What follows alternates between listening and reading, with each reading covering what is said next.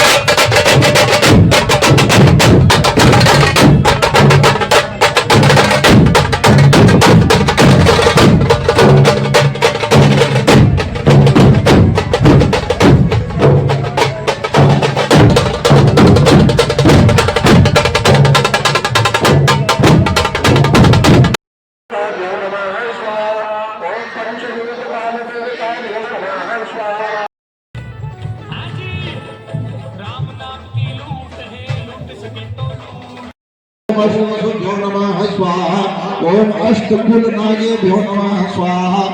ओम अष्टकुलनायेभ्यो नमः स्वाहा। ओम अष्टकुलनायेभ्यो नमः स्वाहा। ओम अष्टकुलनायेभ्यो नमः स्वाहा। ओम अष्टकुलनायेभ्यो नमः स्वाहा। ओम अष्टकुलनागेभ्यो नमः स्वाहा ओम अष्टकुलनागेभ्यो नमः स्वाहा ओम अष्टकुलनागेभ्यो नमः स्वाहा ओम क्षेत्रपाल देवताभ्यो नमः स्वाहा ओम क्षेत्रपाल देवताभ्यो नमः स्वाहा ओम क्षेत्रपाल देवताभ्यो नमः स्वाहा ओम क्षेत्रपाल देवताभ्यो